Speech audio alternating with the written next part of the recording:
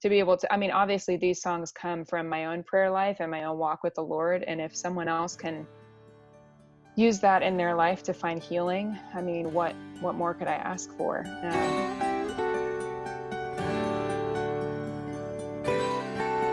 Hi, everybody.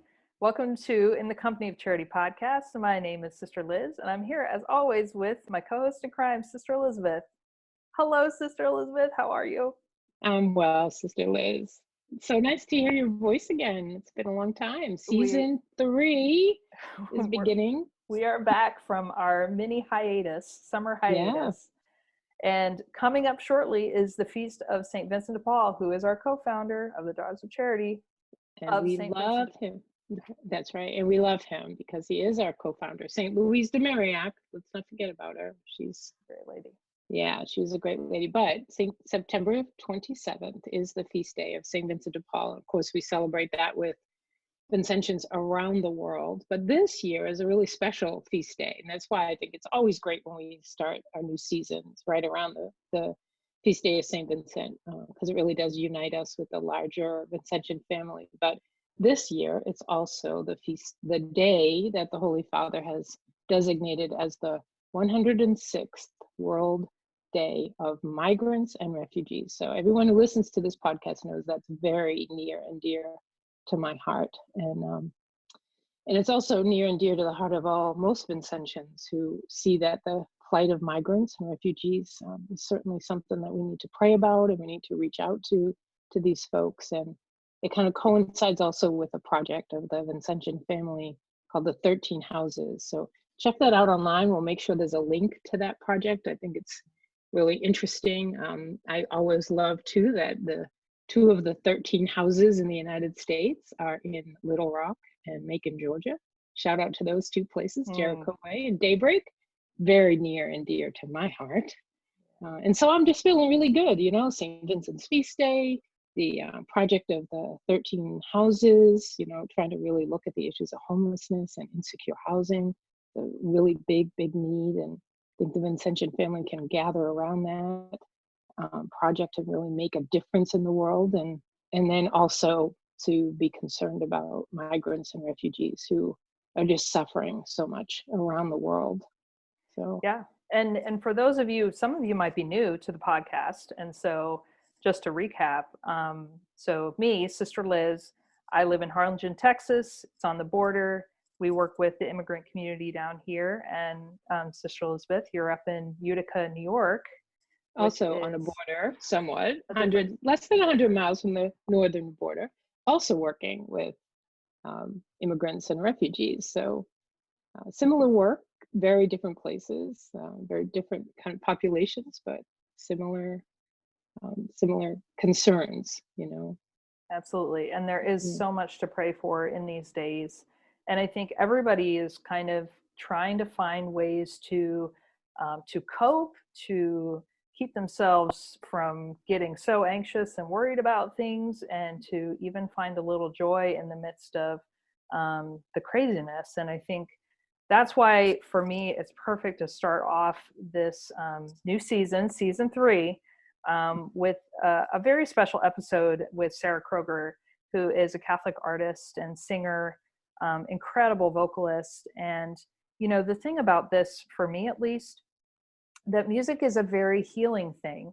And I experienced this in the culture where we are down here, and very obviously Mexican and influenced from that culture. And we had a sister who moved, and they brought in the mariachi band, and that's one of those things, like, music really brings people together. And just these mariachis, even with their masks and everything, we were having a blast and dancing around, and just there's something very human about music, and that connection with the Spirit and with God is so strong. And it's funny because that leave taking was Sister Phyllis, who moved from my house to my house.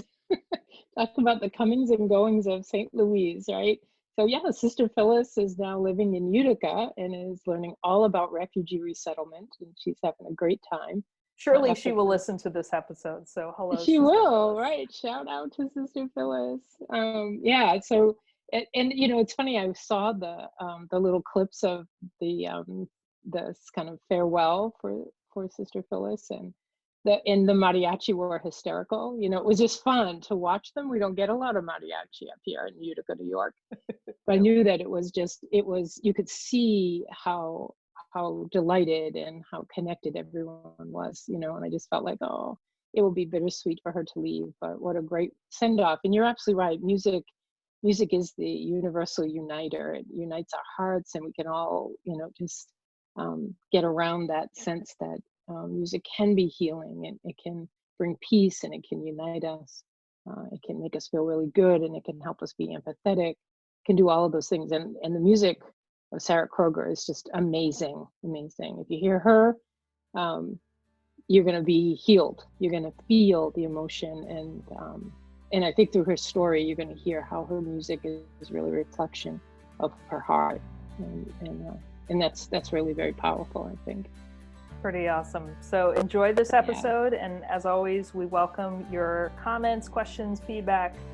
companyofcharity@gmail.com, and check out Instagram, Company of Charity on Instagram. It's a thing. We just started. We're very excited about it. So please go follow us on Instagram too.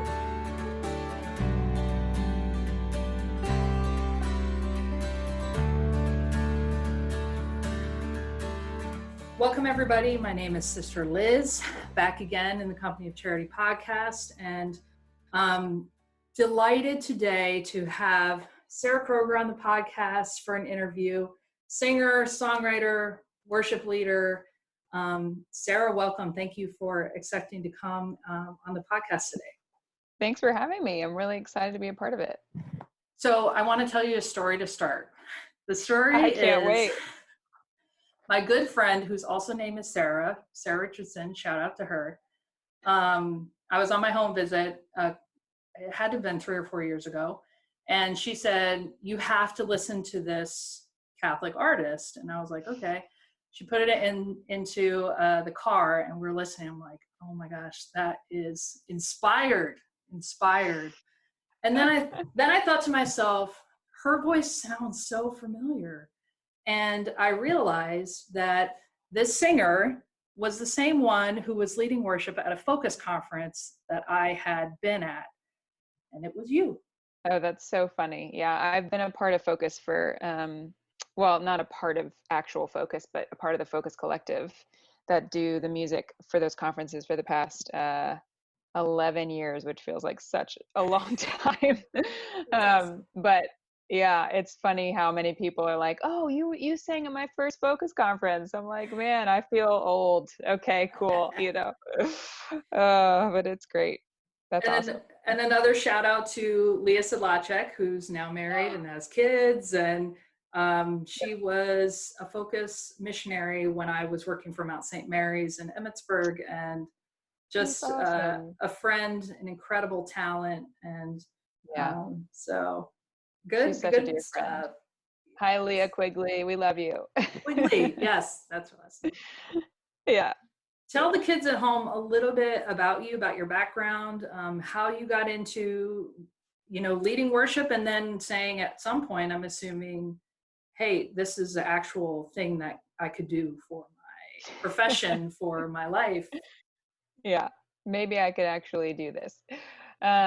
Well, hey, kids at home, first of all, but all you cool cats and kittens, for those of you who have seen Tiger King, not endorsing it, just saying. Anyways,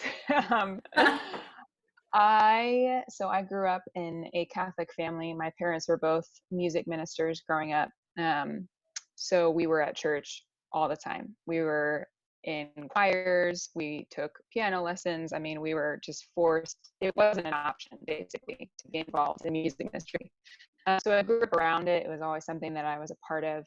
But it wasn't really until I was in high school that I kind of had a deeper conversion in my faith. I went to a Steubenville youth conference. And it was particularly through the worship that I just had this encounter with God that I had never really experienced before. I think maybe it was the type of worship music. It was contemporary. The language of it was just much more just the way that it talked about God's nature, the way that it talked about God and how he related to us and how he saw us, all that kind of language I had never really experienced before. And so it kind of was this culmination of this like realization that God was a real person that wanted a real relationship with me. He wasn't just someone that I learned about, at church school or heard about on Sundays or that my parents taught me about. Like, he was real and he wanted a relationship with me. And that changed everything. Like, from that moment on, I gave my life to Christ, really, for lack of a better term for it. And just had a deeper conversion of my faith. And before then, I was terrified to sing in front of anybody because I had been bullied when I was in elementary school.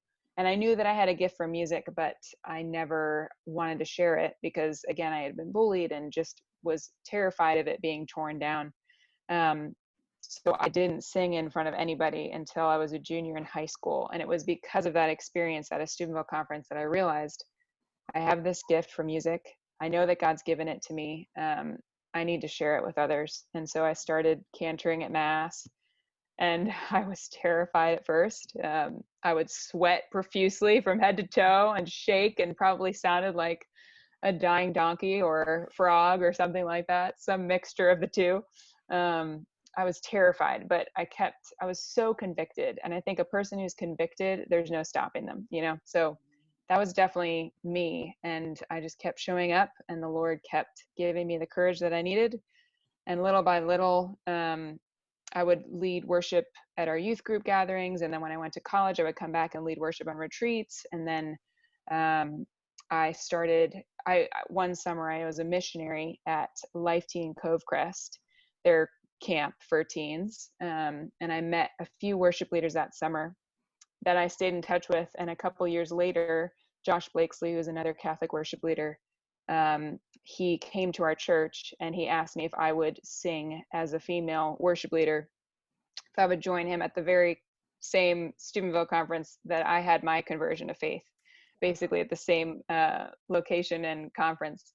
And I had always dreamed of doing that. I mean, I had literally always dreamed of just being a music missionary. How could I do that? But I was never that person who was going to push myself out there, and say, I can sing, I can do it, Mm-hmm. So it was literally the Lord opening the door and asking me if I would walk through it. And I said yes. And from that moment on, Josh, produced my first album. And then slowly but surely, I just started doing ministry whenever people would ask me to do it. And now it's become something that I've done for the past 11 years, full time. It's been crazy, but What I a feel like, blessing.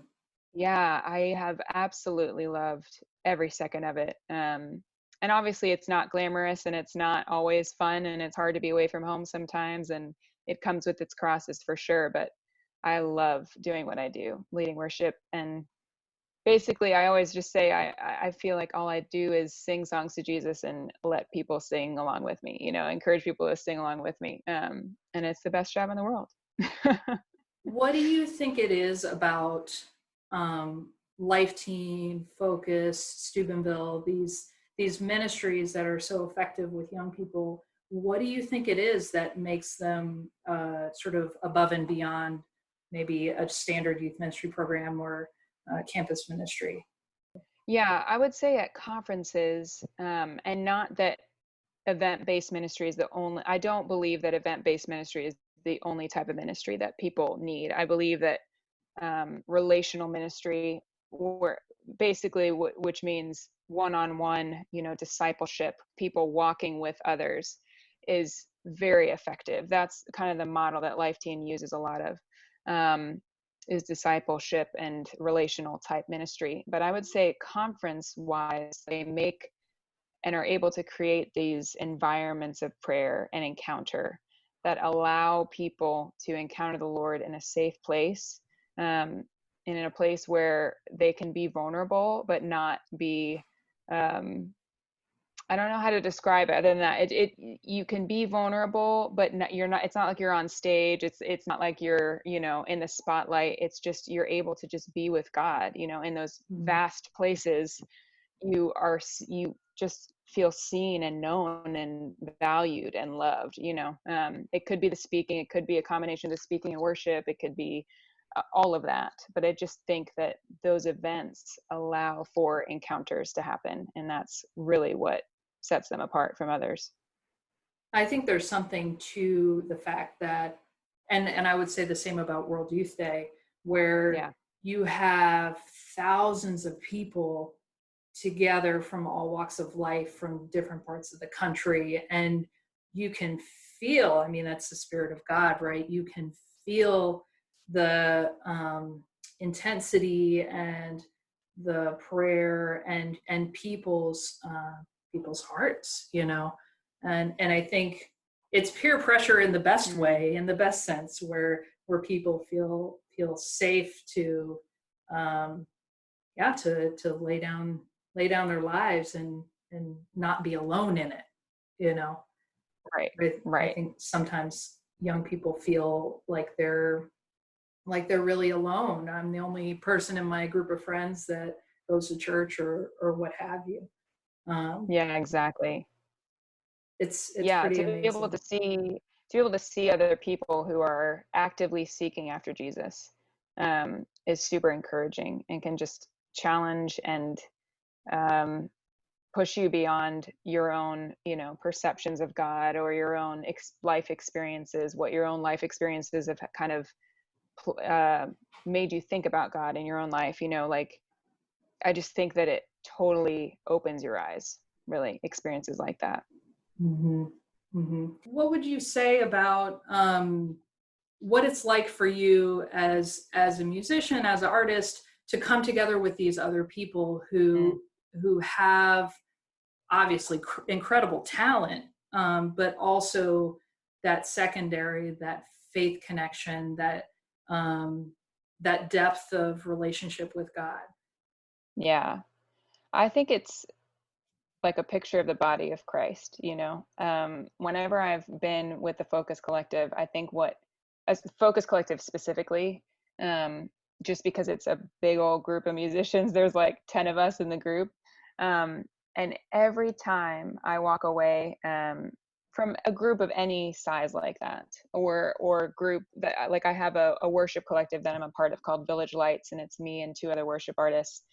And we kind of have made this super band out of my band and Ike and Dolo's band. And any time that I'm a part of a collection of musicians like that, I just think to myself, this is the body of Christ. Like, each of us have our own strengths and our own weaknesses, and we bring ourselves fully to the table, and we can rely on one another and rely on each other's strengths, and where I'm weak, someone else is strong. And it's just always been so impactful in that way. And also, like, there are so many times before events or after events that people ask me, like, how much did you guys practice? Like, how much did you have to get together beforehand? And honestly, there's so many times that we have maybe one day of rehearsal before some of these big events.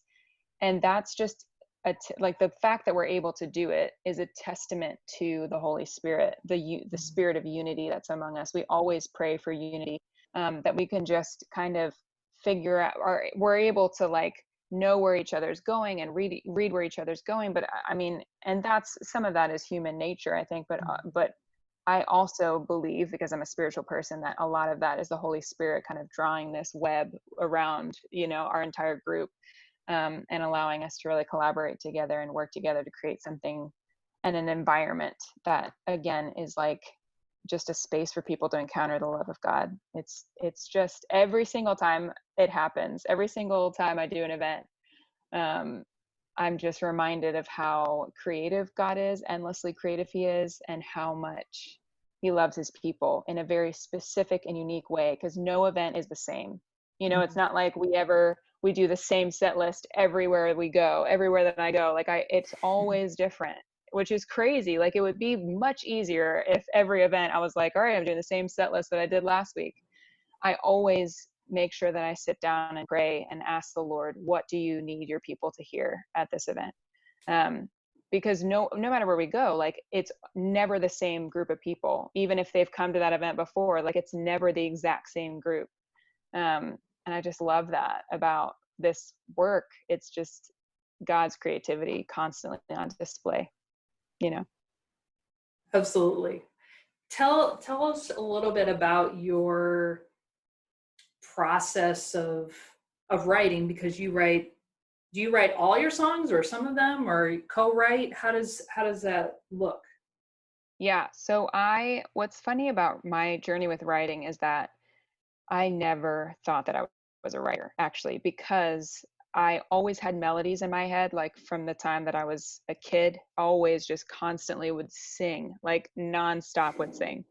But I've never been like super poetic or deep when it comes to lyrics. I just never have been. I've never written poetry. It just wasn't, I liked reading and things like that, but it wasn't my strong suit.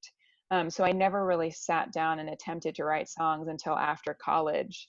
And that's when I realized, after like being in a couple of co-writing spaces, that I actually did have a gift for songwriting. It just, like, I'm stronger in the melody section of things. It's kind of like Elton John. Like, I didn't even realize that Elton John didn't write he either wrote the melody. Yeah, he wrote the melodies to his songs, and he had a lyricist that wrote the other portion. And it's just like, so it's just been interesting to like sort through that, and to grow as a lyricist as well on my journey, and just realize that, like, just because something isn't strong doesn't mean that it doesn't exist, or that ability doesn't exist and can't be strengthened. So it's been a process of discovering my songwriting abilities and strengthening those things. And I absolutely love co-writing with people, just because, again, kind of like what I was talking about earlier, like, where I'm weak, other people are strong, and vice versa. And it's great to collaborate and just kind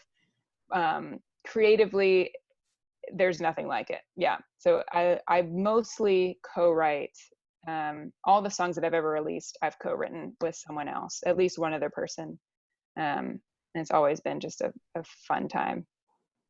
Yeah, I have to tell you, I had a coworker here whose mom passed away, and I was listening to Bloom, the album, and that song, it comes towards the end. I think it's the title's "Take Heart," and that's one of those songs, when I think of different songs where I could just cry just at a drop of a hat of listening to the song. Like, that was a real song. It just hit me, and I was like, I have to send that to her. Just lyrically and the melody, I think there's a quality to it that is beyond just, oh, that's nice, thanks for thinking of me kind of song. So sweet. Really, really excellent. Thank you. Yeah, so I just wanted to thank you for that. Now, Yeah, when you think of, okay, mostly you work with events, conferences, praise and worship.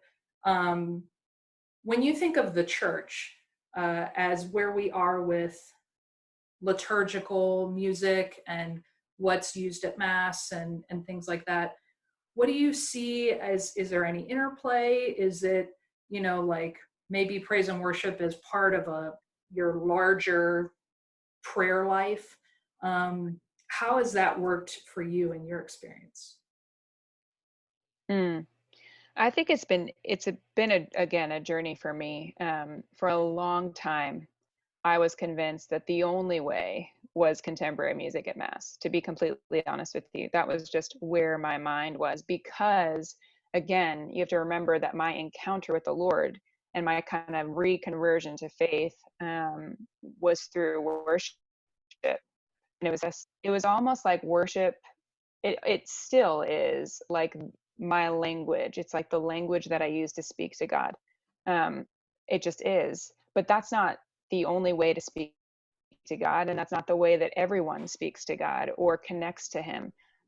So the older that I've gotten, and the more that I've done things like focus conferences, to be honest with you, the more that I've been introduced to more traditional styles of prayer, the antiphons, for example, especially at Mass, Latin, all chant, all these types of things, the more that I have grown to love them and see the value and beauty of them as a Catholic. And the more that I've kind of come to this realization of like, why does it have to be either or extreme? Why can't we meet in the middle? Why can't the streams come together and be more unified? And so what I love to do when I'm leading a liturgy is kind of meld the two. I always have antiphons, even if it's simple antiphons of the day, because those are important. They're given to us by the church. They're every single day they're given to us, an entrance, communion, all of that.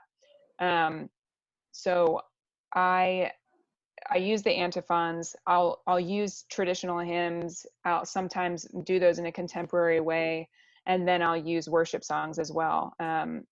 But bringing those all together, then it kind of meets all the streams of the church, whether someone connects through worship or not, whether someone feels more connected to God through Latin or chant. Like the more that we can bring those things together, the more unified we're going to be, I think.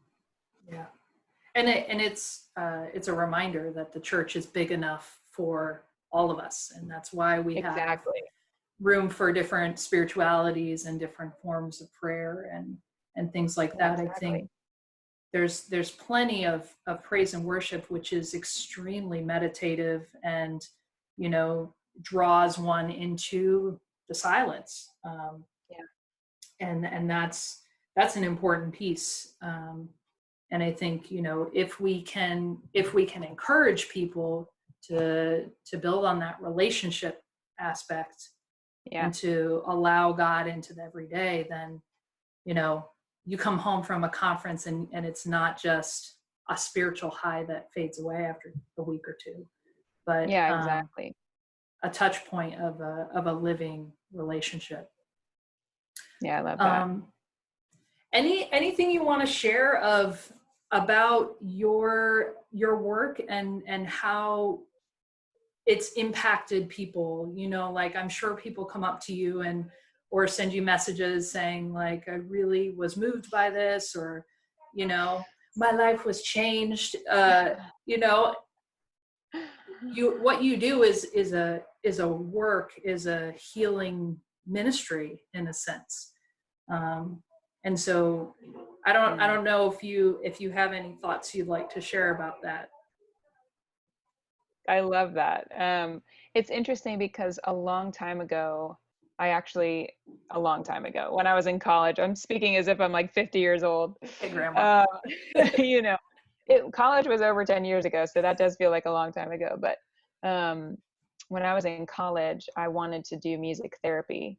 I always was drawn to that. And it's interesting because I feel like that's what I'm doing in a sense. There's so many times where people will, write me after an event or share with me a testimony of how one of their songs has touched them. That is just, the thing about writing worship music is it's like crafting prayers that people will be able to use in their life. That is a heavy responsibility, and a responsibility that I don't take lightly. Not that people are only using my songs to pray. I'm just saying if they use it as a tool as a part of the toolbox of their life of prayer, if they use my songs as just one of the tools that they use, that is a huge responsibility. And it's something I don't take lightly. And I just am so honestly overwhelmed every single time someone mentions to me that one of my songs has helped them on their journey. That's the whole goal, that is to be able to, obviously these songs come from my own prayer life and my own walk with the Lord. And if someone else can use that in their life to find healing, what more could I ask for?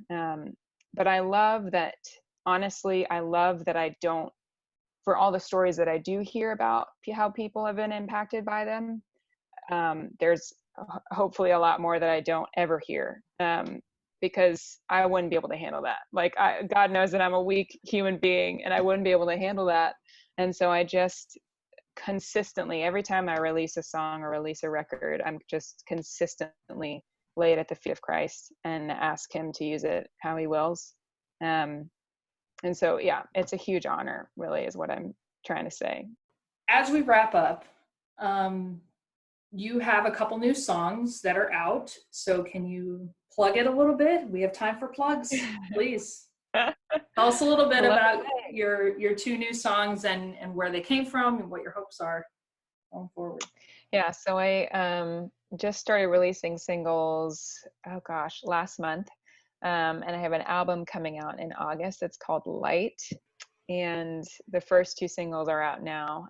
The first one was Standing in Your Light. It's very different from every other song I've ever released in the past. It's super fun, upbeat, and I wanted that on purpose. I wanted just a fun song that people can dance to, and it was just super fun to write. So that was the Standing in Your Light. That's the first one. And then the second one that released is Belovedness. And that is a song that has been near and dear to my heart ever since I wrote it. But just the whole concept of being the beloved and identity has been a huge kind of journey that I've been on pretty intentionally over the past 6 years. And it started after I read the book Life of the Beloved by Henry Nouwen, which I'm going to plug that book because if you've never read it, you should. And after reading that book, I just kind of realized that my life was very much rooted in lies and fears versus being rooted in my identity as a beloved.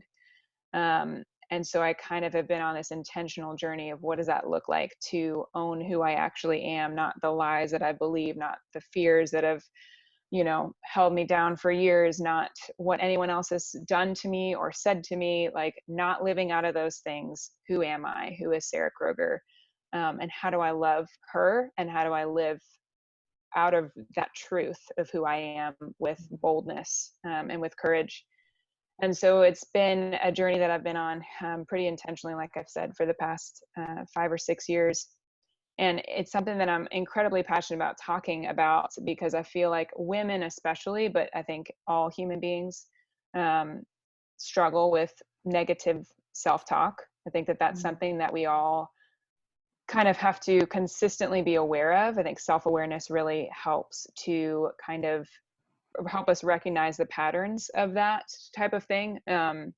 Because so many of us have this like negative tape loop that's just constantly playing in our heads, and we just allow it to play oftentimes without stopping and without sometimes without even realizing it. So I just love being able to talk to people about this message because I feel like so many people struggle with it without even realizing it. And so many of us in this world don't realize how loved we are just as we are. And what would it honestly look like if more people lived out of their belovedness? I think it would change the world, So I'm really excited about that song in particular, but all the other songs that are going to be coming out over the next few months. And then finally Light, that will be coming out in August. Where can people find you, follow you, interact with you if they want to buy your album or anything like that? Where can they get you? Yeah. So my website, let's start with that, is sarahkroger.com. Sarah with an H, Kroger like the food grocery store. That's where you can find where I'll be like touring and blog posts and how to contact me, all that kind of stuff is on that website. And then there's also links to all my social media on there. I mostly hang out on Instagram and Facebook. Instagram is at S Kroger, Kroger. And you can just look up my name on Facebook and find my fan page there. And then all of my music is on Spotify and iTunes, Apple Music, all the places that music can be streamed or bought. That's where you can find the music. Well, that's awesome. And I have to say one last thing that, it is great for the public, Catholics, Christians, to support the artists that are out there who, and I think you're one of them, is they're giving you the meat. It's not all sugar and sweetness. It's not all, happy clappy Jesus. It's there's a real depth to what you're doing, and it shows that you're a person of prayer. And I could say that about several of the Catholic artists that are out there. And so thank you for doing what you do. And for being brave and putting yourself out there. It opens you to criticism and to haters, but it also opens the world to a depth of spirituality that's really needed right now. So thank you for coming on the program today and for speaking with me. It really has been a pleasure and an honor to have you. Thank you, sister. Thanks for having me. Awesome.